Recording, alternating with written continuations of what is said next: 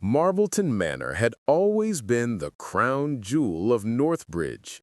Built in 1892, the sprawling mansion was a mix of dark wood, grand chandeliers, and portraits whose eyes seemed to follow guests wherever they went. But tonight, the manor was alive with a different energy: tension. The occasion was a weekend retreat hosted by Eleanor Blackwood, the heiress of the Blackwood fortune. She had invited an eclectic mix of guests: Detective Samuel Harkins, retired, curious by nature, fond of puzzles; Victoria Lane, a socialite with a biting wit and a mysterious past; Marcus Sterling, Eleanor's business rival, charming but ruthless; Clara Dawson, Eleanor's niece, sweet but observant; Dr. Allen Price, a local physician with secrets behind his calm demeanor.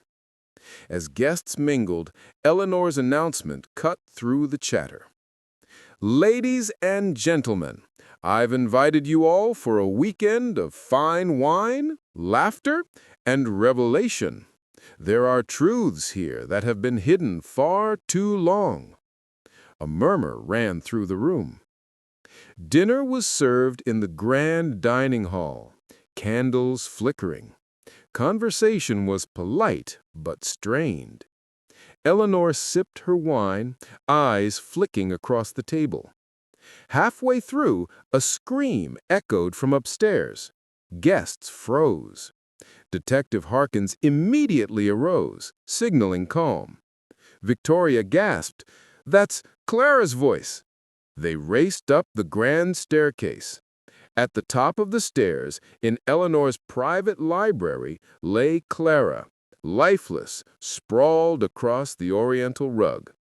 A single silver letter opener protruded from her chest. Harkins checked for a pulse. Nothing. She was dead. Eleanor's voice trembled. This cannot be happening." The detective surveyed the room. The window was closed, the door locked from the inside.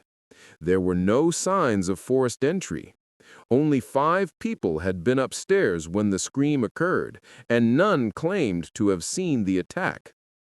It was the start of a weekend none would forget. Harkins began his preliminary investigation. He found a faint footprint in the rug's corner, partially smudged; a torn piece of fabric near the fireplace, not from Clara's dress; a faint smell of almonds, a possible indicator of poison, though there were no signs of ingestion. He interrogated the guests. Eleanor claimed she was in her bedroom preparing a toast for Clara's engagement. Victoria said she had been in the hallway, brushing her hair in a mirror. Marcus insisted he had been checking emails on his phone in the study. Dr. Price had been in the library too, but claimed to be cataloging old medical books. Each story had small inconsistencies, but nothing concrete. Harkins knew the murderer was still in the house, and with a storm raging outside, escape was impossible. The first night ended with tension thick as the storm clouds. Someone had killed Clara, and Harkins suspected it was only the beginning. Thank you for listening. Make sure to smash that like button or go to our YouTube channel to hear the complete story at Storytellers Drive-Thru.